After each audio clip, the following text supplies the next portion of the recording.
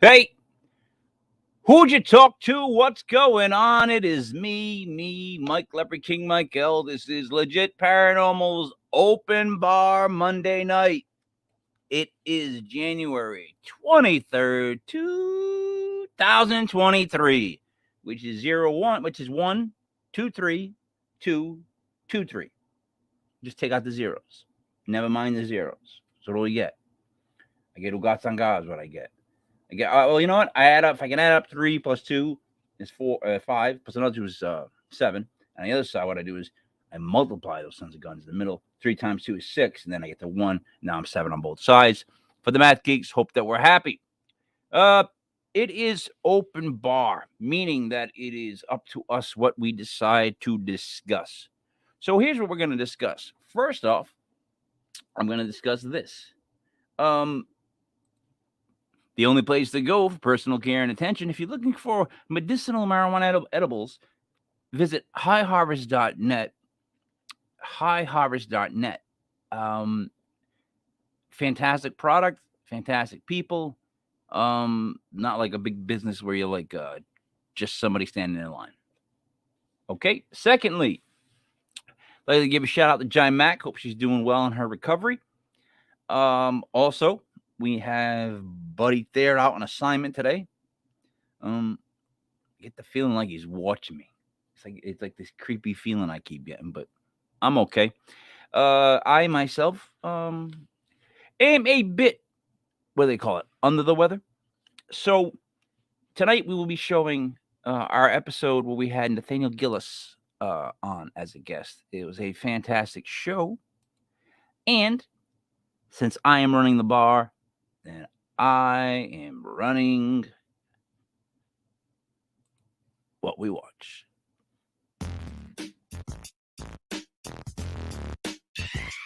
There.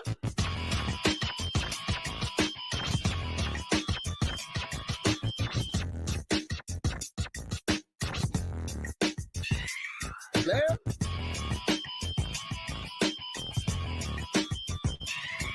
There.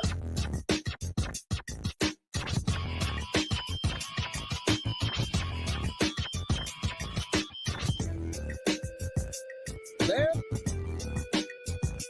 There. There. There. There. Hey, who'd you talk to? What's going on? It is me, Mike Lepre, King Mike L. This is Legit Paranormal, brought to you by legitpodcast.com. It is 7:06, 1 minute late, but you know, it takes a while. It's a minute to play the in off. It is May 29th, 2022. That is 05292022. Not really much for the math geeks to do on that one. Joining me as always, Buddy Thayer. Buddy Thayer, what's up? Good evening, Mike. How you doing? I'm not really much of a money guy. Oh my God, what awful picks, what awful. Nah, I'm gonna go 2 and 2. Stick to the stand right. But happy Memorial Day weekend. It's usually not really a happy weekend for me as it's my wife's anniversary, but we did something really special this weekend to kind of pay tribute to her, and it just kind of like turned the tables on the whole loss and depression and all that shit. It's a good day, and I have a good beer this evening, Mike, which kind of always brightens my day, as you may or may not know. Today, I'm drinking. I brought this brewery to the table many times. This is just yet another one of their great examples of fantastic beer. It's called Long Live Brewery, Long Live Beer Works. It's in Providence. It's right down there in the southern side of the city. This is called a All-Seeing Eye. It's a lovely 8.4 double IPA. It's made with Citra and Simcoe hops, and it's delicious on a nice warm May day. You taking this from it and then saying does not, if that's, why do you think that helps to promote the it's delicious. It's better than like the I was doing the other night with the barrel aged shit. All right, hey, look, Joey Paranormal, there he is. What's up, Joe? Not much, guys. How you doing? I'm doing good. I didn't go with the beer. I'm doing the high noon sun sips. Barstool hat. So, Barstool, if anyone from you is watching or listening, hey, hi, I'm here, Joey Paranormal. I can do double duty. So, Couple things, guys. First off, before we bring in our guest, you don't talk to the guest and get stories before we go on air. Joey, Tuesday, HR. Remember, 2:00, our appointment. Write that down. Talking before on air. We got to bring that up. We got to straighten out this ship. You know what I mean? So, buddy, I'm going to let you bring in the guest. Okay. Can you do your best? Ready? Okay.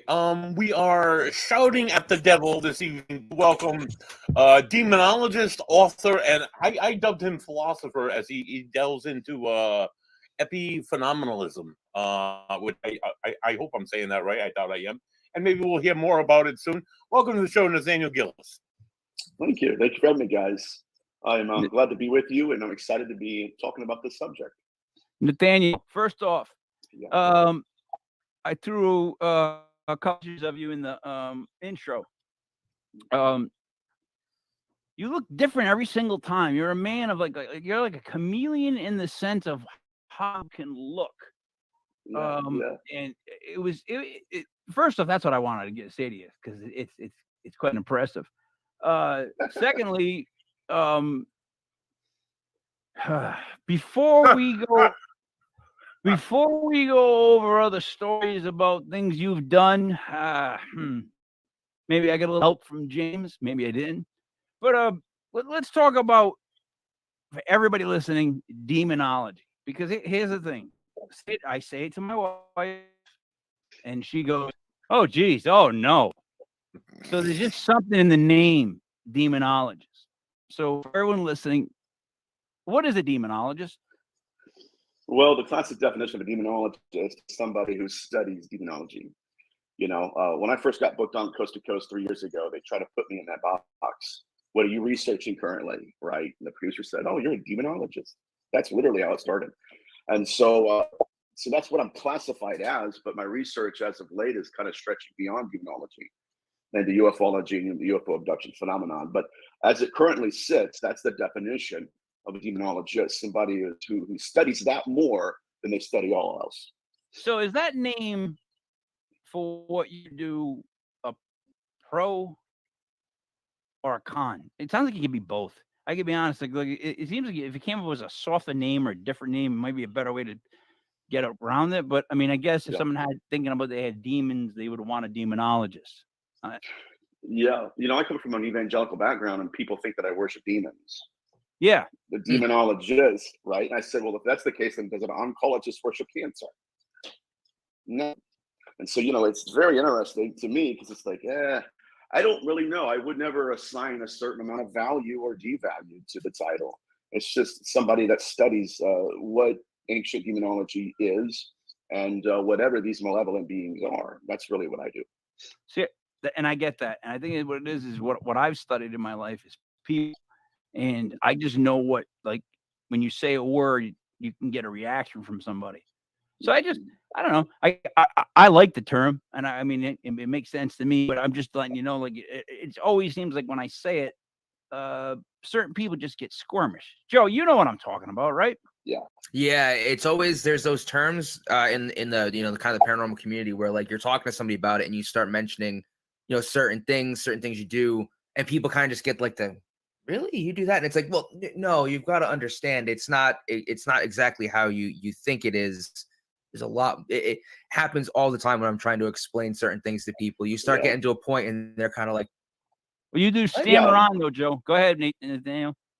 I'm the same way, man. When I have to tell people I'm a demonologist, or like you, somebody, they know me as a demonologist, I kind of squirm too, because like I said, I'm more than and I'm less than that. I don't know define as a demonologist. My research is more extensive than just the classic cosplay version. Mm-hmm. Yes. You know what I mean? Where, oh my God, I have to go, the camera's on me, I'm gonna do this little prayer and hope to God it doesn't probe me. That's really what we're left with in modernity. And that's not how it used to be. And I think if your demonologist spoke 4 or 5 different languages, You know, they were much more articulate, especially more than I am. And so, yeah, I mean, and we don't even know what a demon is at this point. Then what is a demonologist, though? Right? Right. The guy that specializes in not knowing. I want to become a jerkinologist. I studied jerks, and I could detect jerks from a mile away. I hang out with a couple. I got to do a quick segue here. It'll be about a 3-minute segue, really quick. I am selling a bunch of memorabilia, sports memorabilia. It's just a thing that I'm doing. I got names like Michael Irvin, Singletary. I mean, come on, Joe, you know the names that I got. Forget about it. Yeah, it's impressive. But I mean, it's ridiculous. But really quick, I wanted to give a shout out to the place that I got all the memorabilia from. It was Ultimate Autographs. So these guys sent me a baseball. They signed it, a couple of them, and then I added my name to make it official. And then just really quick, this is a shout out to them. So this is the Ultimate Autographs live break room. We go live every weekday at both noon and 8 p.m. Central Time. On the weekends, we break the biggest names in memorabilia at 2 p.m. and 8 p.m. Central Time. If you're new to breaking, we've got you covered. In the next few minutes, we will teach you everything you need to know about our UA Live Breaks broadcast so that you can start growing your collection for a fraction of the cost. Tonight's action will move fast, so we want to prep you for what you're about to see on your screen. First, the all-important dice roll. that was Ultimate Autographs. So guys, basically what it is it's a site with this bunch of great NFL breaks. Like they'll have like it's like $25 to get into a spot. They'll sign 8 divisions, and if they break the helmet or whatever it is, then it's your division, you win. So I have surrounded by stuff that I've won. This is one of the ones that I'm not going to sell. The Jerry Rice on a camouflage. They actually sent it to me with a picture of Jerry Rice signing it, which is pretty dope. So just a shout out to the guys, Donnie, Common, James, Joe at Ultimate Autographs. Back to our show. Nathaniel, I appreciate you sitting through that. So Federal Hill, huh? This is what I heard. I want to start with this first. Now, I have info about Federal Hill. So you have to drink every time I say something Italian. That's the rules of this show. The problem is, Nathaniel, I say a lot of Italian things because I am one of those full Italians where both sets of grandparents came over between 1910 to 1920. Family grew up in Federal Hill. I know that there's a body on one of the buildings. I can't say anything other than that. But I know there was a body buried in the foundation of a building. Maybe I do, maybe I don't. Allegedly, Joe. Allegedly. But allegedly. So I'm very familiar with Federal Hill. I remember stories of my dad made this. So when my grandfather was younger and they was here, there was a line drawn, and if you went across the line, the older Irish women would throw stones at the Italian kids and tell them to go back to their side of Federal Hill. That's how split Federal Hill was. And then Federal Hill grew to where we had Rocky Marciano fight. It's like first 15 odd fights, knocking people out. And they wrote about him saying that he's just a hype job, winning in front of all the Italians in Petriaca in Providence. That's literally what they wrote about him. And then all of a sudden, Rocky finally got to New York. There he is.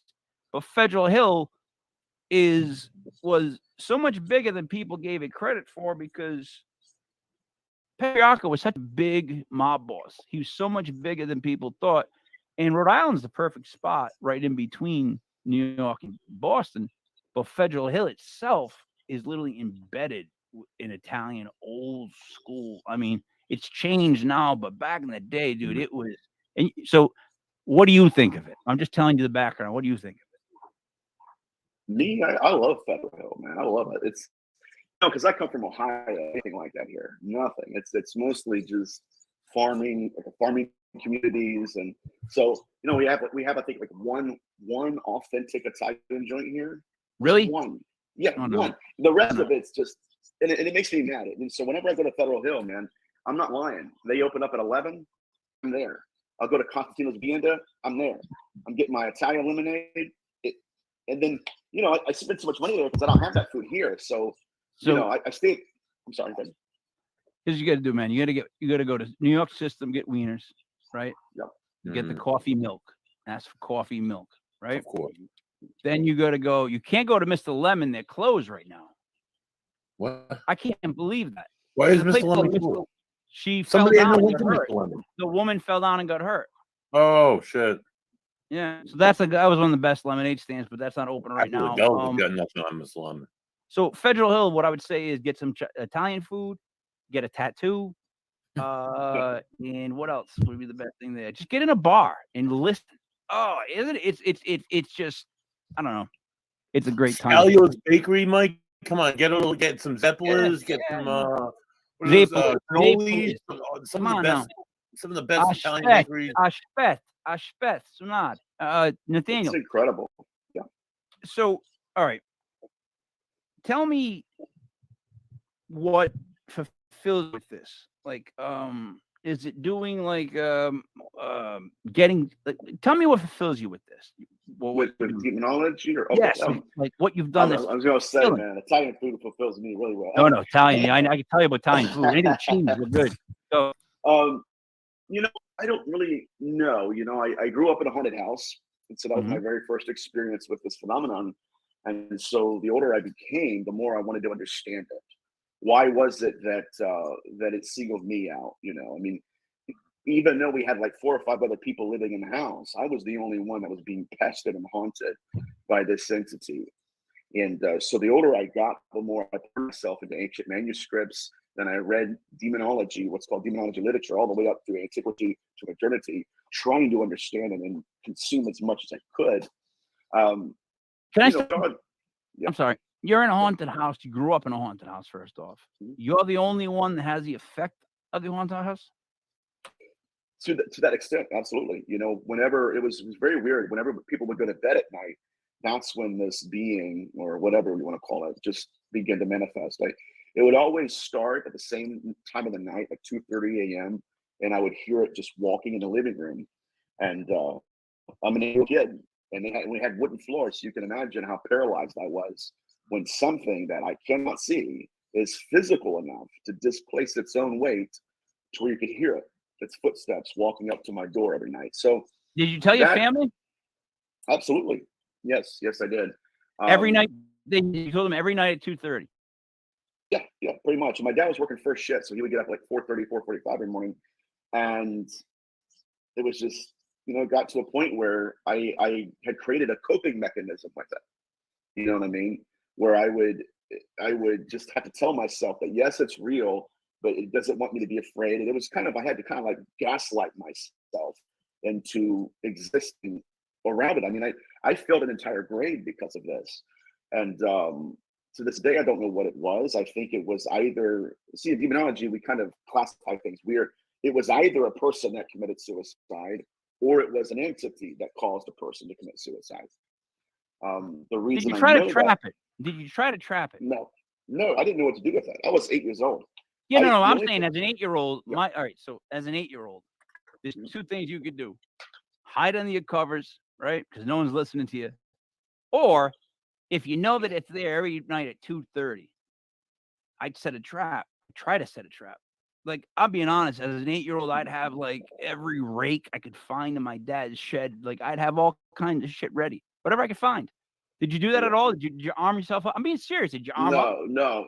Let me tell you, okay, this entity was the most powerful entity I've encountered in my career.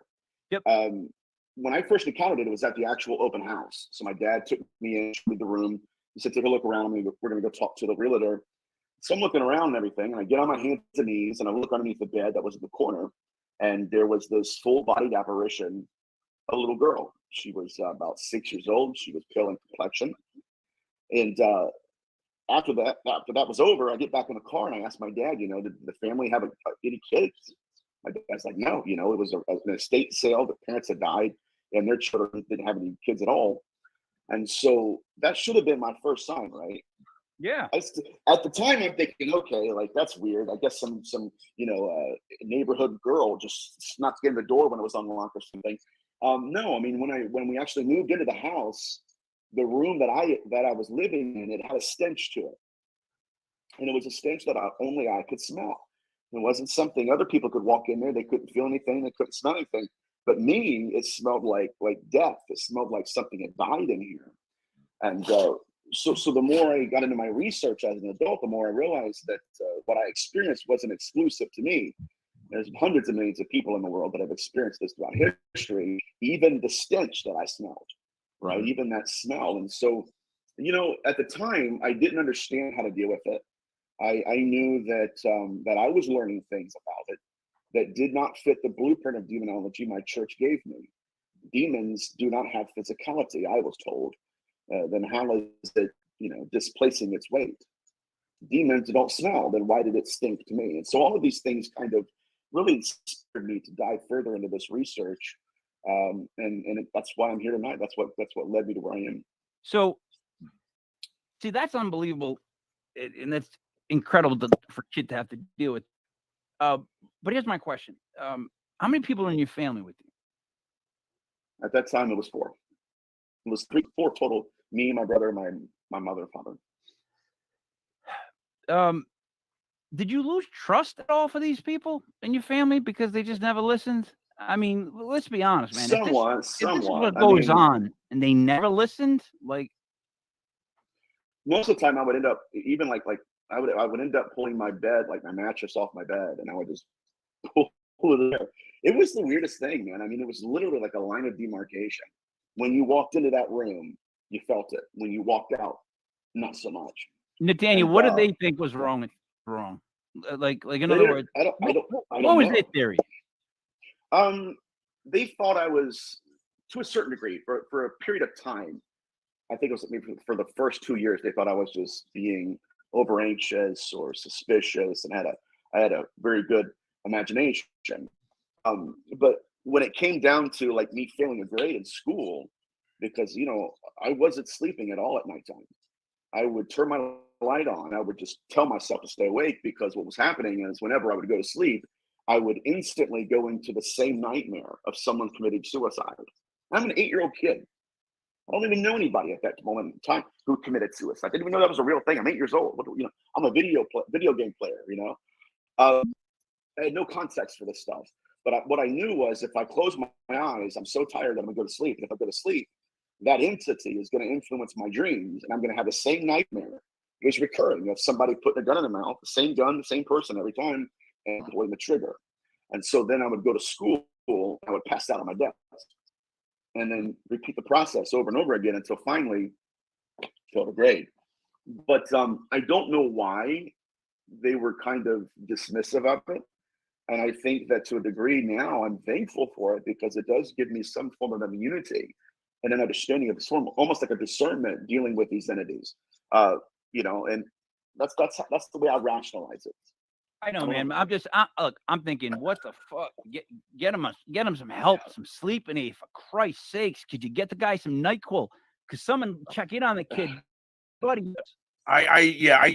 So people, you told me that you said that you had seen a little girl, and then you started having like these visions and these dreams about somebody killing themselves. So it probably wasn't the little girl who did it. That'd be my guess. I have heard. I'm a paranormal investigator, so I've heard other people's opinions, and some people hold true that like malevolent entities will like disguise themselves as a small child, or we've even been to a place called USS Salem where a small child is said to be a demonic entity because it's a small child. Do you think that's what it is you encountered? So wait, yes, absolutely. I'm sorry.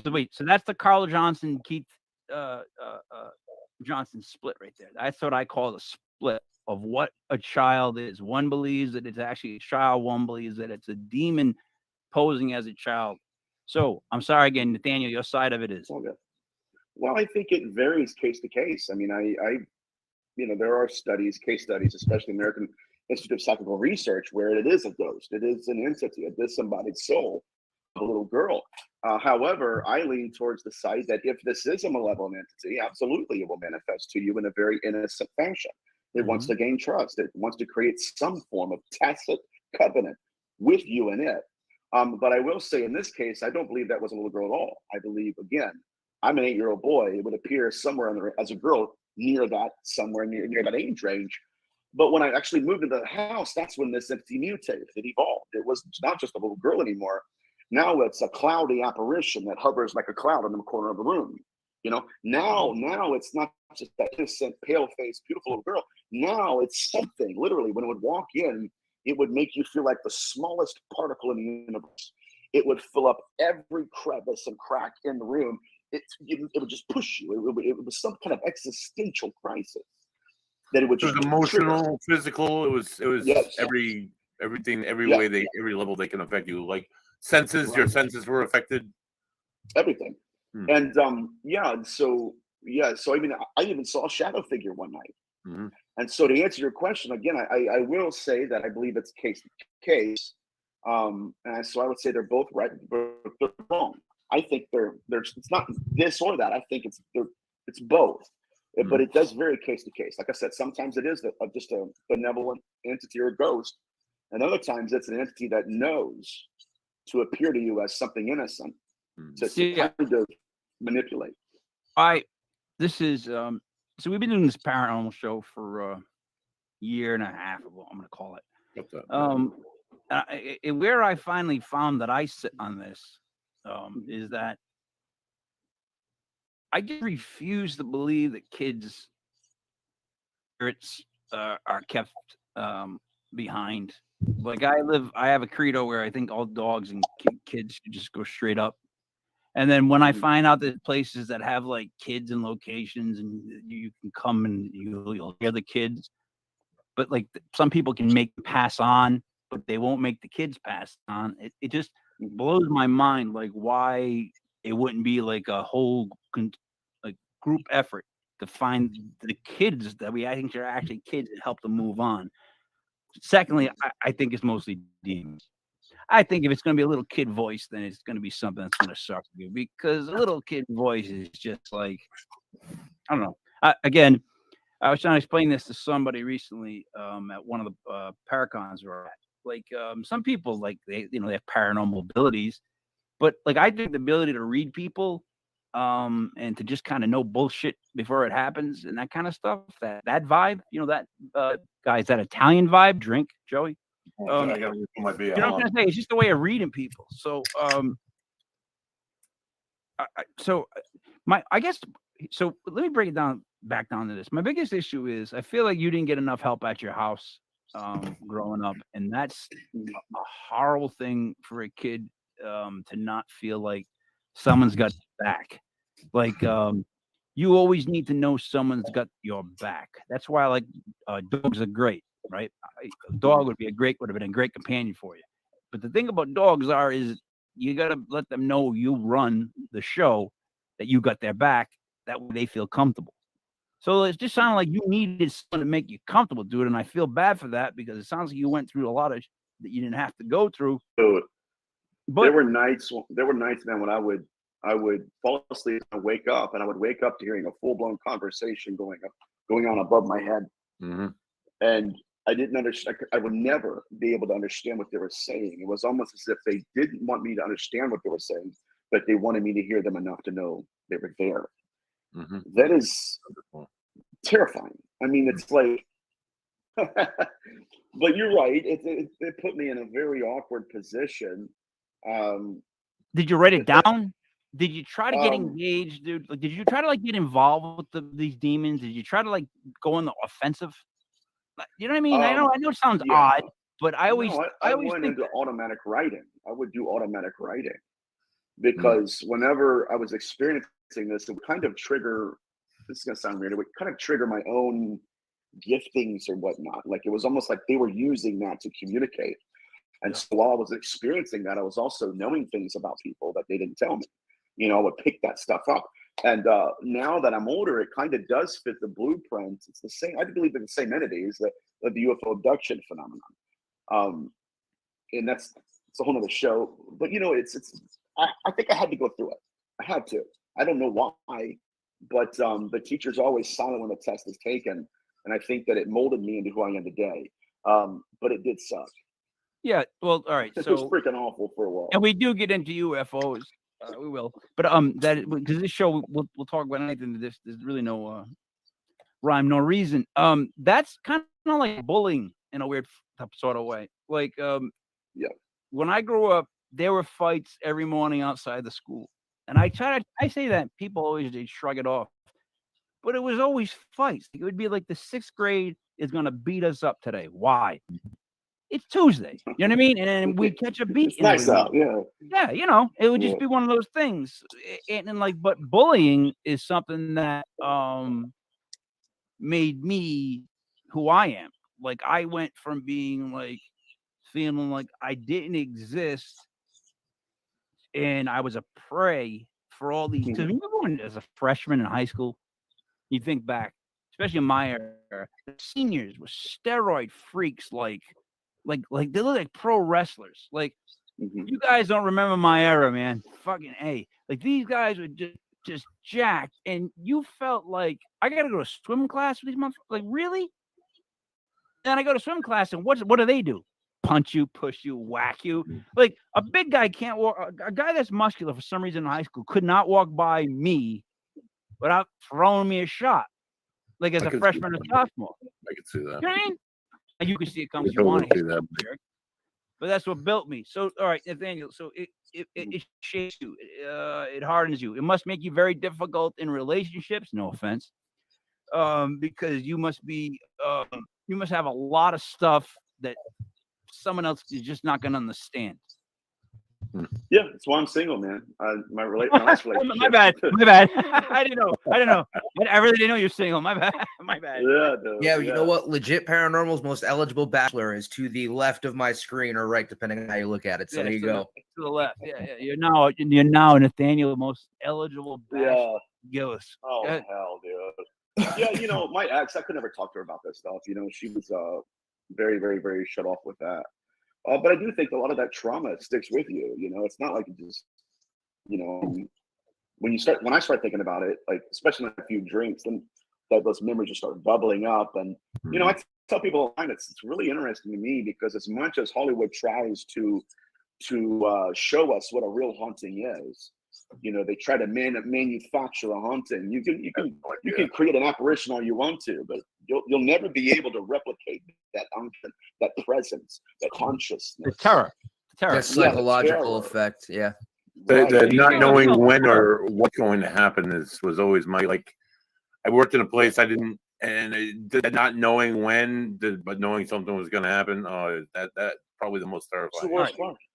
So see, but that's why I keep saying things, and it doesn't sound like anybody thinks I'm being serious or takes me serious. I would go on the offensive because, again, as a kid being bullied, it's the truth. As a kid being bullied, you learned that laying in bed at night, thinking about what you should have said or should have done or how you should have stuck up for yourself is 80 times worse than any beating I've ever caught in my life. Right? That's just how I live by things. That's just how I live my life. I don't want to live in bed. I don't want to lay in bed and say, oh, why did I not stick up for myself? Like, that's why my nose is as crooked as it is. It's just not going to be how it's going to be. So my problem is when it comes to these things, I'm not saying like, oh, I'm cool, I'm this, I'm that, I'm a MacGyver. I'm just saying I think I would try to figure out a way to catch this son of a bitch or do something offensively and like, let's get it on. Like, let's have in other words, I don't like long drawn out confrontations. You want to get it on? Want to do it? Let's do it. And I think I would have been like, I don't know, try to like, all right, let's confront. Let's get at it. You want to do it? Let's do it. Like, I'm just that. I don't know. Joey, does that make any sense? Did you ever call out the spirit? Did you, Daniel? Yeah, I did. At the last time it manifested, it was the strongest ever. It was almost suffocating. And then at that point in time, I was writing suicide poetry downstairs in the basement. Jesus fucking for 2 hours, the same sentences, and then stuff started coming through me, and I looked, wait, what was going on? And so there was one night when I just got tired of it, and I just one night, dude. You're writing one line of of poetry, of suicide poetry. Jesus, Christopher, like Yeah, and science. yes. So I remember going in the corner of my room and just crying, breaking down, like, dude, you fight so much, and it's easy to compare it to a bully because you have something to compare it to. You can't see this, you can't feel it. It's intangible. It's seasoned to you. That's the whole issue. And so it's a very difficult position to be in. But one night I prayed. I said, look, I said, I don't even know who you are, God. I don't even know what this is. I said, all I know, I'm tired of fighting. I'm tired of it. I've failed grades. I had, I was talking to my parents. I was just kind of retracting into myself. And the only way I can describe it is the heaviness just dissolved, just disappeared. And it wasn't like a long drawn out process. It was bam, it's gone. And so now as an older person and older in my career, the suicide is the easiest entity for me to pick out. I've been on phone conversations. I had a family that wanted me to talk to their 16-year-old daughter, and they couldn't figure out what was wrong. And I'd say 3 o'clock in the morning, and she's just, there's nothing wrong with me and all this stuff. And I'm about to hang up the phone. Literally, I'm mid sentence. Well, I'm sorry I couldn't help you. All of a sudden, I felt something rushing at me, and I said, "All right." I said, "I just felt the spirit of suicide just walk by me." When I said that, she broke down in tears. I've been planning on doing that. How'd you know? So it's almost like knowing that and going through that gave me a certain understanding of how that works and a certain sensitivity to where I can pick it out very easily. Yeah. I had to go Yeah. through that, No, I get that. So look, listen. Here's my thing though. I had someone say to me within recent week, like how bad things were, and I was like, after this whole lockdown, you got to reach out to people that you haven't talked to in a while, because some people they're not doing well, and mention suicide and like thoughts of it at least, and then like was like, do you think less of me for having that thought? And I'm like, less of you, like. right. Doesn't everyone know what it's like to be alive? This world is in continuity. Like, who's not Yeah. had a thought about taking Right. themselves out? I think about taking myself out, driving myself sometimes in the car. I'm just like, you know what? If I'm by myself, I'm like, this is it. I had enough. And like, I get the call. Now I got to pick something else at CVS. Yeah, to the pole. You know what I mean? Yeah. Allegedly, Joe. I'm just saying, like if you've never in life, like if you've never lived, if you're older and you've experienced life, of course you understand somebody saying they thought about suicide. Because I swear to God, that's life. Like now I'm at a point where it's like, yeah, I get it, dude. I can understand why some people can get a situation where it's like, you know what I mean? Because I'll be That's honest, it, I've yeah. looked at some people's situation, I go, I think I'd probably go looking for a rope or something like that pretty soon, because it's getting pretty sad and bad. So it's like, I get it. But like, Yeah. and I don't think that the stigma is there as much anymore, as much as it was back then, right? And I think the fact that you can reach out to these people and connect with them is the greatest thing that you can do. Because I think at that moment when someone's like really like they've lost hope. There's nothing else. They have no self pride. There's nothing left for them. So that's the conversation I've always dreaded having the most in my life, is talking to somebody that is in that situation, because where do you even begin, dude? Like, how do you unpack what they have? I had this is a tough situation. Let me give you this real quick. I had a gentleman reach out to me about 3 years ago, and he said that he'd been facing suicide because his twin brother committed suicide. And it was bad, man. I was like, oh my God, it was tough. I mean, I try to help them as much as you can. A lot of times, again, there are people that fight it and they won't even tell people, or there are people that fight it, but it hasn't really manifested yet.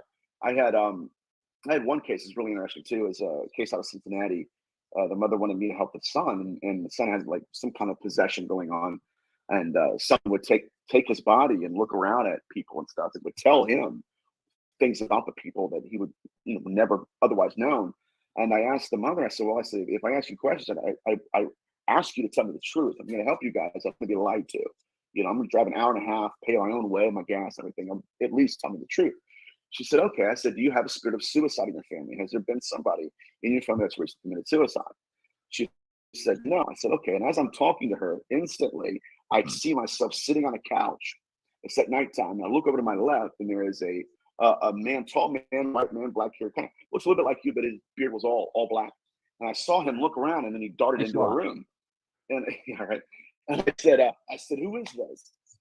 And she said, well, that was my ex-husband, David. I said, okay, why am I seeing this? She said, well, he killed himself. I said, okay. Yes. And then she started crying. She goes, actually, this is the craziest thing. She said, because my son was the one sitting in that chair that night. And she said, the next day, my son told me that he saw his dad, the apparition of his father, walk into my room. So I don't know how this stuff works, but it's almost like I went back in time and I was there with them. I actually witnessed his death. So that suicide motif is, like I said, you have to go through it to understand it. You have to be, it kind of breeds a sensitivity about it. But I, to this day, I think that's the only reason that I can justify the trauma of going to bed, knowing that there's something present with but absent from. That terrified me to death just now, that story about the kid with sitting on the couch. Dude, I don't ever want to see myself on someone else's couch. And then, like in other words, unless I'm taking mushrooms, I do not want to see myself on another couch, or I don't want to see things fly through the room. I can't deal with it. I don't know how you can. So here's my issue. I don't know how you can deal with it on a day-to-day basis, because then there's real life. But real life, yeah. But you're right. Beer helps. Beer helps everything. Dude, I'm not lying. Yeah. So your sensitivity, right, is something that I 100% believe, because here's the thing. I'm one of those people that, like, you stop playing basketball, you notice things about people. You can sense things about them. Weirdly, right? You stop playing blackjack, whatever you want to do, you learn things about people. So if you're in the world of it, you become part of it. But suicide leaves there's such an emotional, odd blackness of that, right? That I don't think anybody wants to really, truly, like, acknowledge exists. But there's almost like something that, and you're right, there's almost a feeling of suicide that's there too. That's like a darkness, like, because this person has a darkness over them, Yeah, it's more than an attachment. Like, if you go into the Dibuk mythology, the Dybbuk, people call it Dybbuk, whatever. The only pictorial tradition, the picture of a Dibuk we have, is literally a skeleton clinging on to a living man. And the man's trying to walk, but there's an attachment laying on top of him. It's so interesting. Since we're on the subject, I was at a restaurant.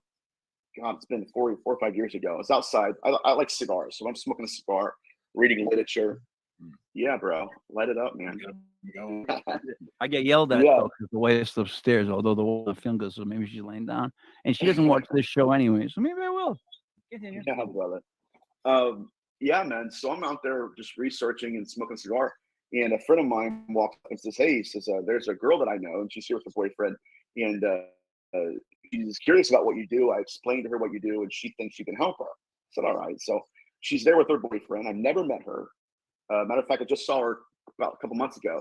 Really funny how this stuff works out. But anyway, so she sits down and she's with her boyfriend. Never met him, and she says, she goes, my best friend lives with her grandfather, and she's like, she lives in Springfield, Ohio, so it's about 30 minutes away from where I'm at. And she said it's this really old house, and she said last week her grandfather, who owns the house, was chased out of the house by an entity that nobody could see but him, and he had a heart attack and died in the front yard. And she said her friend is the only living grandchild. Wait a minute, wait, stop. He got chased out by an entity that nobody else could see but him. He kept saying it's chasing him. Then took a heart attack and died. Yes. How do we know then? So then how do we know that he was being chased by an entity? I don't know. That's her Because story. in other words, if I'm thinking I'm being chased by something and I run out in the yard and I have a heart attack, how does my story get passed forward? How does anyone know that that's what I did? My wife could be just like, the Giants lost. You know, you ran out there again. Yeah. I'm just being honest. Like in Yeah, other words, I evidently. believe you. I'm trying to stay with you, but I always want to Yeah. fact check shit in the sense of like, not fact check. That's wrong. I don't want to say that because that makes me sound like a geek who's like, I write comedy notes. Evidently, he had told her this. That's what I wanted to know. Yeah, In other words, because yeah, because come on, like, how do you just die outside of a heart attack and someone goes, he died because he was being chased by an entity Yeah. that No, only she said he could see. chased him. I said, what the Yeah, so this is really interesting, man. It kind of changed my perspective on just how, I don't know, how life works and how giftings work and whatnot. So anyway, she's talking to me and she's like, she goes, now my best friend inherited that house and she's afraid to go back into it.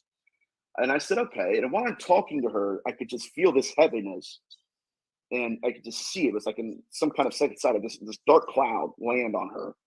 And I said, while I can help your friend, and I said, I want to, I said, there's another grandfather here present, but it's not your friend's grandfather. And there's another girl about your friend's age here present, but it's not her. I said, you have an attachment of suicide on you. Out of nowhere. Boom. And she says, what? I said, yes. And I said, it's affecting all of your relationships. It's affecting your relationship with your family and your boyfriend and everything. She starts shaking. She holds her hands out and puts my fingers on her wrists and I could feel scars. She said that just last year she had tried to kill herself. But what do you mean attachment of suicide, man? Like, I what could does that feel mean? it, like that there was like a parasitic entity All that right. was trying to get her to do that. Okay. And I said, this is a familial entity. I said, is there suicide in your family? She started crying. She goes, yes. She said, it was my grandfather who killed himself in 2014. So what's really interesting about this is that in my philosophy here, I think that she was actually needing help herself. 100%. I do believe she had a friend who lost her grandfather, but I believe that the entity almost had convinced her to never look for help herself. And so when she talked to me, it was very easy to discern that. And I did a cleansing with her. Just kind of, I did a little technique I learned from Kabbalah, which you're dealing with emotions. And so once we got through those emotions, that entity left, and I saw her, and she's doing really good. But that's how a lot of the stuff works. It's very weird. It's yeah, it is very weird. It's buddy, question for you, because I know we're being hit by questions all over. Oh, how yeah. do you discern mental health with this? Like, where does mental health fall in? I don't mean with him. I mean with like in other words, like paranormal, with seeing stuff, with hearing stuff. All right, so perfect example, Mike. I give this to everybody. I work with mentally ill people every single day. I work with people who are schizophrenic, hear voices, who are delusional. Those people, whether they're on medication and they're having symptoms, or they're off medication and they're really having symptoms, that is all the time. That does not stop. You do not stop hearing voices. It's constant. It's regular. You regularly see delusions. You regularly have hallucinations. It's a thing. It's an every day, every moment of the day. I have a guy who talks to somebody in his room for 23 hours a day. He believes somebody else is sitting in there because he's severely mentally ill. Somebody who is experiencing, somebody who is experiencing paranormal phenomena. It does not happen every day. I, myself, when I was a skeptic, before I even started doing paranormal investigation, anything, had experiences, but it wasn't every day, and it wasn't everywhere I went. It wasn't when I woke up in the morning. It wasn't all day long, and when I went to bed at night. It was only when I was in a particular area, which was the place that I worked in, which was between 10 o'clock at night and 6 o'clock in the morning. It wasn't every night that I was there either. It was sporadic. Sometimes it was every night. Sometimes it was every night, and it would stop for a month.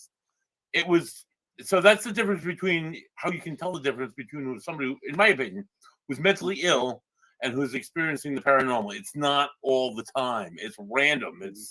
It's not triggered by an emotional experience, or like, oh, my kid just like got taken away by his baby daddy because I'm a bad mother, and now I'm having a breakdown, and now I'm seeing all these spirits. That's somebody who's mentally ill. You know, it's all right. But where That's my answer. But where does it cross? Joe, I'm gonna throw it to you because you're sitting there with your Boston Red Sox shirt on. I can't stand. Red Sox. Yeah, go Red Sox. By the way, losing the Paw Sox to Worcester, now the Oh. Roof Sox, is so disgusting. I want to throw up. I want to throw up in my mouth, Mike. Joe, I know, buddy, and you're getting close to the cameras, which is scary. Joe, what I want to know is where does it cross lines? Like, in other words, all right, somebody is mentally ill. What if they are actually possessed? How does that go So- unchecked, in your opinion, Joe? Before I pass it to sorry. The Daniel first thing Notes. I want to say, I think almost 50 minutes into this, it's a very good spot to, Allagash White with, or Allagash. I'm sorry. with how heavy this episode's been. I just want to say, if anyone is having thoughts of suicide or having negative thoughts, reach out to someone, reach out to friends you haven't seen. There are plenty of numbers and people you can call. There's a lot of help you can get, and that's not the only option. I just wanted to say that while we're on this topic, because There's I think always it's very somebody that's important. willing to listen. Don't ever think that's the last. Exactly. And now to answer your question, like, I'm not exactly the best person for this. I for know this that's why I question, threw it to you. but To what answer it. what I will say is that I think people with a mental illness, like what Buddy was describing, or even someone who is just so depressed, which I guess in a sense is a mental illness, for, for having lost somebody or whatever, can manifest paranormal activity, and the fact that they're putting so much energy out in a negative way that it causes negative things to happen around them, and sometimes can portray or be kind of perceived as paranormal activity, but it's really just them kind of conveying that energy out, and it almost reflecting back on them. I love how you say things so quickly, Joe. Nathaniel, where does it cross over? Like, in other words, like, really, some people that are crazy, that they considered crazy, and they're over at Buddy's hospital. I don't know where Buddy works. I'm just saying that. And I excuse the word crazy, but I like to use it. It's funny to me. But you know what I mean. Well, where does that cross over? Like, how do you know? Well, okay, let's look at Jerry Marzinski. He's a psychologist. He was working. If you guys don't know him, he's a beast. He was dealing with inpatient care, but people that were there because they were addicts. By the way, side note, Allagash White's my favorite beer of all time. I love Allagash White. Ohio. I can't get in Ohio. Dude, it's incredible. So like, Marzinski had it's like a barrel aged. You The got guy, him that going. bought Mike's John Rocker jersey gave me all these Yeah. beers because he bought John Rocker jersey. Go on. Man. So Marzinski had a gentleman who was a business executive, and what was happening is he had a cocaine addiction. But There you when go. he would get addicted, when he would do cocaine, he started hearing voices. When he would stop doing cocaine, the voices stopped. And so he was living like this perpetual pattern of behavior where he would go in inpatient care and he would get clean, right? Everything would be fine. And then he would go back out in the world. He'd get his job back. His wife started talking to him again. His credit's built back up. And a year later, he comes back in disheveled, looking homeless. Why? Because he just went on a bender, and all these voices are back. And finally, it wasn't really a confession. It was kind of like just a way to understand him more. He said, "Hey, Dr. Marzinski, can I tell you what's been happening to me? Why it is that you see me out there doing really well, and the next thing you know, I'm back in here looking like I'm homeless." He said, "Okay, let me know what happens." He says, "Okay." He said, "As soon as I get clean, I'll be asleep at nighttime, and a voice will tell me to get up, get dressed, and get in my car." This is very interesting, guys. I think it's fascinating. So wait a minute. He said that, yeah. Wait a minute. So he's not on cocaine at this moment. No, he's clean, All right. and he's trying to get at least some understanding. To tell a story to Dr. Marzinski about what's going on. He's like, and then I get in my car. He said, next thing I know, I'm obeying the commands of his voice. Take a right here, take a left here. And then he said, next thing I know, I'm in a cornfield with a duffel bag full of cocaine. Now, this is very interesting. This gets into Carl Jung. Yes, these archetypes are alive. They exist. They're real. We don't know who creates them. And so Marzinski's argument was that is a separate entity. And what it was doing is it could not have power over this individual unless he was addicted to cocaine. And so when he got clean, he would literally, supernaturally give him information he would never otherwise known to get him back on the drug. And so this one's tough. We're talking about cocaine. You know what I mean? So, like, literally, we're talking about a guy who hears voices when he does cocaine. Right. And off. Like he was not on cocaine when he heard this last voice. All right. And so that's what he was talking to Jerry Marzinski about was, I don't know how to, this is what he said. I don't know how to explain it, but that's how I keep getting the drug. Like it's not just that it's some yearning within me. Literally, there's something out there that wants me on this. And once I'm on this, it has power over me. That's Marzinski's work. And that's his research. But I think that does point to the fact that there are exterior forces that are at work. So I get your voices on coke. Allegedly. I'll say that. However, that second voice, therein lies what I really do believe, because addiction in any format is doing something even though you're not, you know you should not do for many reasons, and you justify in your head why you should do it. And then to me, that's where, if you want to talk about an evil spirit or voices, I just think that's in the human body, the human spirit. We have that part of us that's always like whatever. Some of us can't control them, and when they get going and they get fed like a monster, it gets bigger. Yeah, it could spiral. I mean, I know people that spiral. Jesus Christ, from the Band-Aids. I know people that spiral so badly out of control, they would talk into different things and something that. I have a friend who swears something landed on his hood of his car and all this stuff. Like, so it's like, do you believe any of that mania? Or like, it's so hard. Like, in other words, what I'm trying to say is, it's so hard for me to like figure out what is real and what's just the side effect of cocaine and drugs. Right. Because I know there's something that's look, listen, man. I've dealt with addiction in the sense of like addiction. And my whole family. I've seen people do things and then ask them why they did it, and they can't tell you why. I've done things like I'm not supposed to do that, but I did it anyways because I'm not even thinking. It's like this is another part of me that clicks. Like, if I'm being honest, in the morning is when like my mind is at its craziest. And so for me, like an addiction thing would be like, I gotta go pick up this, don't buy anything else. But I get there, I get a drink, I like the baseball cards, shit like that. Like, things I'm not supposed to do. But I do it anyways. And then when I'm done doing it, I'm like, what the did you just do? So, buddy, one, I talk to myself all day long. I've been with you, Mike. I know. I mean, I have so many different people, and I think I have voices in my head that I talk to when I make decisions now, because I had to come to a point, it changed probably for me last year, of self-realization where I could feel all the negative energy that I was carrying, and these negative things that felt like they were feeding off, like when I would do stuff. I don't know if I'm making any sense, man, but this is Makes sense to me. This is my trip through the paranormal.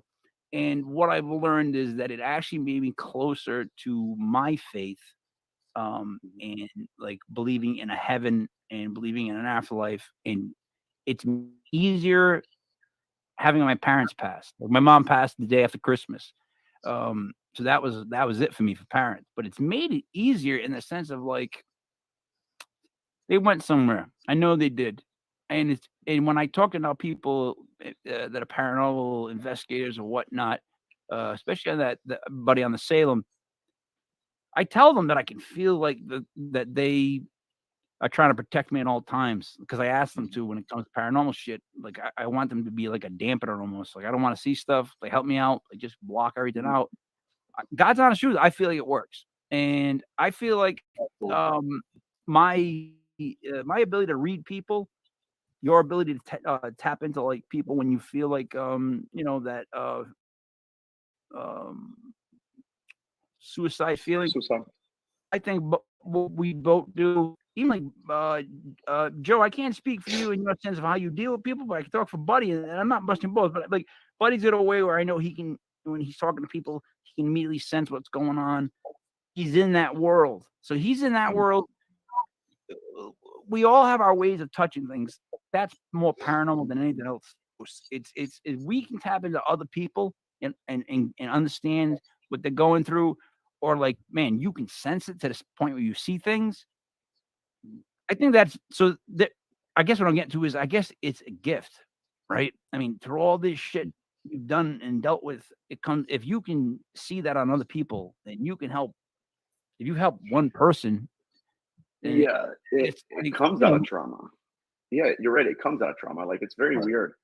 Um, yeah, it's a feeling, man. I know, and there are people out there that have had mental issues that brought about suicide. I don't know where it begins. I know where that there are people that I can just feel it. I don't know if it's a militia, I don't know if it's an entity. Either way, it's very tangible to me to where because I've had those same emotions, right? I've had those thoughts, so and I it's don't think almost that's like I can just pick it up. but I don't think so. I guess I don't think that's paranormal. I think that's the human experience. This whole ride that we're on, like this whole thing that we're on. There is a way that we can sense things from others if we're in tune to that. If you're looking for that, if you have that deep within you and that means a lot to you, you will definitely find that in other people, right? That's just how that kind of works. So I guess you could go it's like you ever see Shawshank Redemption? Awesome movie. Best Best movie. movie ever. One of the goats, man. One of the goats. All right. So it was Andy Dufresne was the guy's name. Andy Dufresne. So I remember my brother Ray once sent me this. Like Andy Dufresne had to crawl through God knows how many football fields worth of shit just to come out the other side clean. Mhm.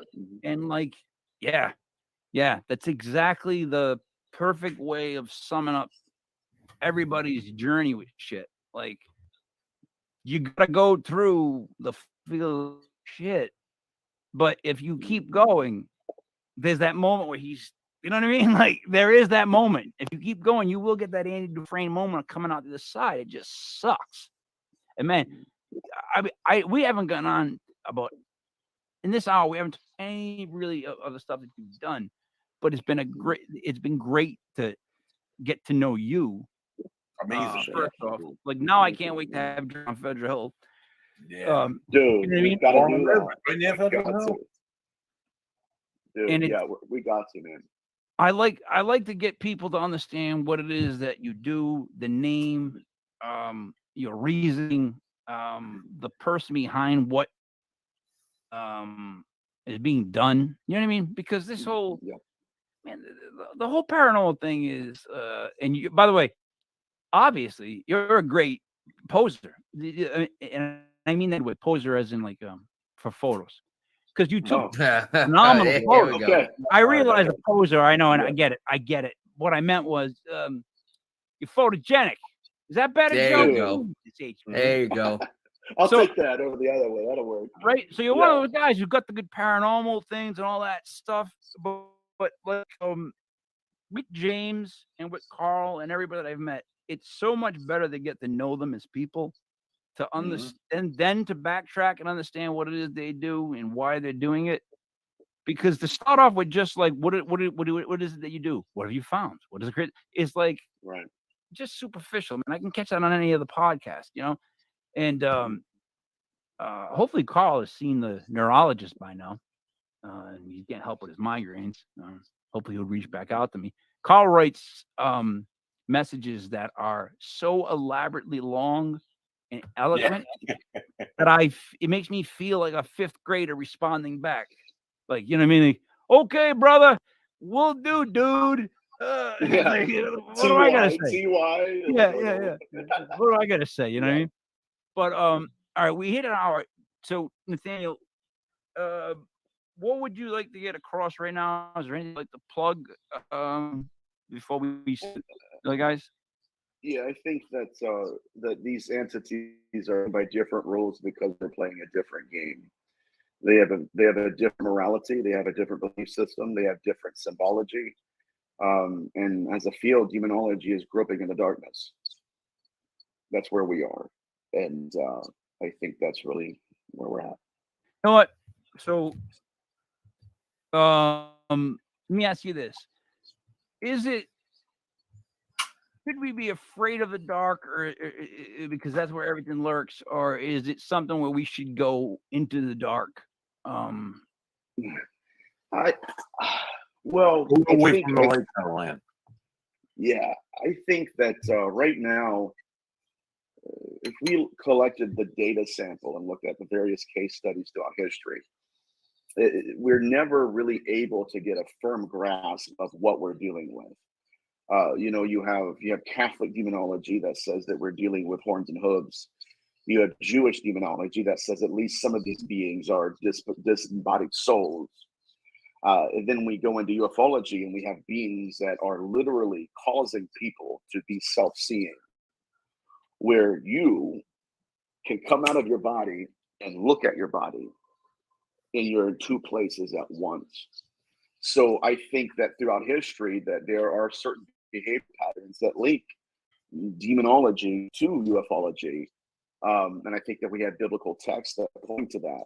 But what's happening now in the deepest field of research is that these are the same entities, and contrary to popular belief and religious pop culture that stretches the airwaves and the TV shows, these actors are not portraying what's really going on.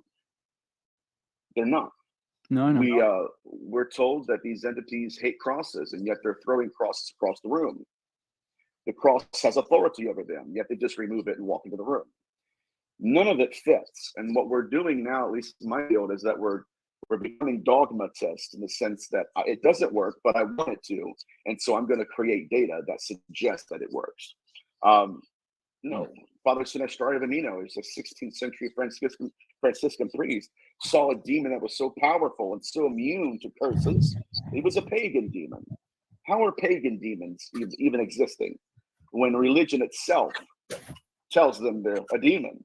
So we have to, as researchers, it's not enough to get EVPs. To me, as a demonologist, yes, we get names and stuff, but the information we're getting is very much controlled, very much controlled by whatever that is that lingers in the shadows. And that's my ramble. That's a whole, I don't know. I think we're. No, I don't know. believe you. So Yeah. I think. Look, listen. A couple things. One, I think what's in the shadows, the scariest thing in the shadows would be actual people, not actually like spirits. I think that's needs to be stated. And two, buddy. No, actually, let's go, Joe. What are your thoughts?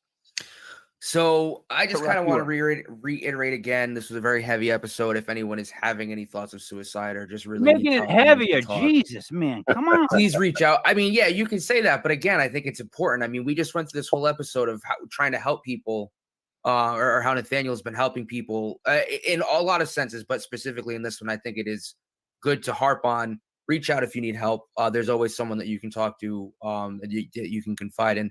Other than that, man, Nathaniel, it's been great talking to you. I could honestly listen to you for hours.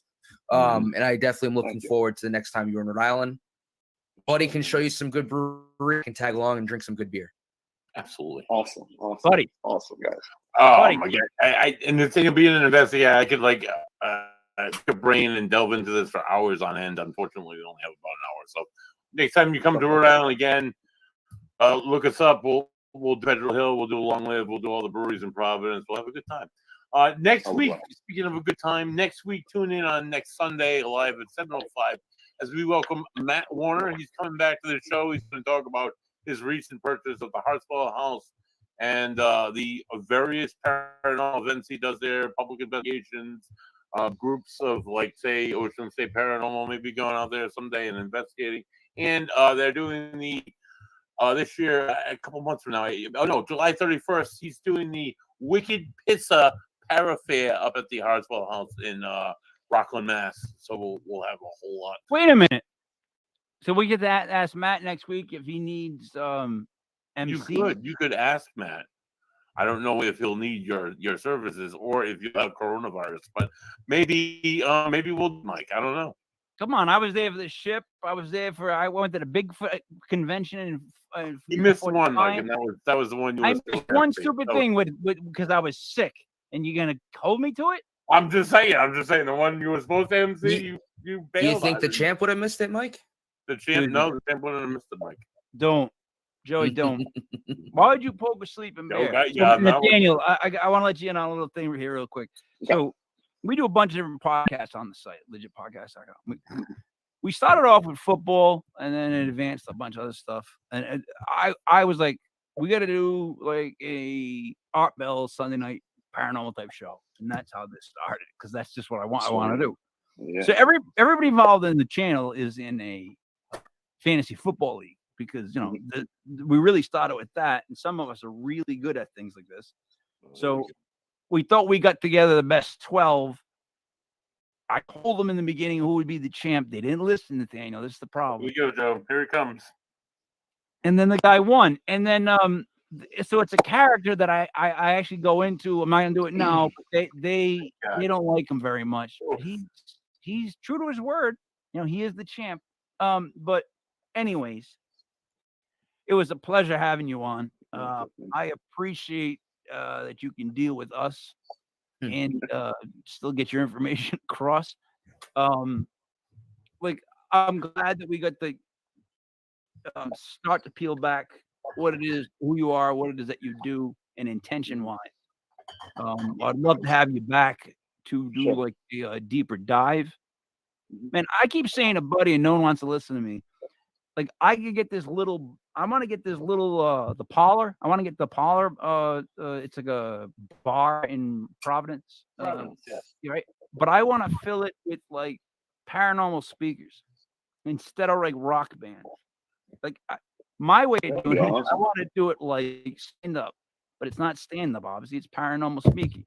Because what would be better than to get a couple of guys together, same room, and then not only do we start, people get their things, but we all drink all night, and it's a festive time, and then I MC it, and at the end I bring everybody back up for an open forum, and an open forum where we're drunk might be one of the best things you hear from people in a long time. It might be one of like something that everybody wants to be around. So Keith and Carl Johnson just beef out on the stage.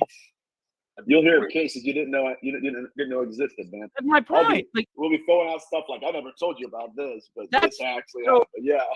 But that's my point is if we fill it with all the people that we know, right, buddy? If all the different past guests that would want to come down, a lot of guys, there's a lot of girls. Right? The room itself would be open, right? It's going to be a ridiculously open room if we ever have a legit paranormal party. It would be the perfect place for people to speak, people to get drunk, people to like meet other people and like be friendly, so that hopefully the information will start to get passed. You know what I mean? Paranormal mosh pit, that'd be great, Mike. Because we'd be bringing together a bunch of different groups, right? Sponsored by Allagash. Right. Yeah, now you're talking. Oh, dude. I'm just man. I'll tell you what, dude. Last time I was in Rhode Island, it was actually about 3 years ago. It wasn't the last time, but I had gotten 2 6-packs or 4-packs. I think they come in Allagash White, and I got out with my ex, and I flew out the next morning. I left them all there. She's not even and we don't get that in Ohio, man. I bet she poured them out, my friend. I bet she was going like that. Every single what sucks. That's let's have a sip for lost beer. Everybody, one sip for lost beer. Oh Lord. Okay, so it was May 29th, 2022. I'm dealing with the comments nonstop. Elise, I'm so glad you're watching. Because I keep making the same statement about you, but I want to clear this up because watch. Elise always looks like she wants to leave a picture. Show another picture. No. I'm just gonna show you that one. But am I right? Doesn't she seem like she's like, I gotta go? Are we done here yet? Are we done? We'll see what she dude, said. I was so hungover in that picture, you would not even believe it, dude. Oh, no, I would believe it. I believe you it. See my eyes? They were. I got like an hour and a half of sleep the night before, and I can't wait for part 2. Like when you come back down. Oh yeah, you hate pics. Yeah, That's fuck what it it. is. And we don't She hates feel. pics. Look at the picture of her. More photogenic than all four of us. I hate when people say that I hate pics. Yeah, all right. Well, you know what I mean? Look at our mugs, buddy. You know what I mean? Like, what do you mean? Right, exactly. I can't stand them. All right. So Nathaniel Gillis, Joey Paranormal, Buddy Thayer. It's me, Mike Levy King, Mike L. This was Paranormal from LegitPodcast.com. Thank you for watching. We will see you again next Sunday, and we are done.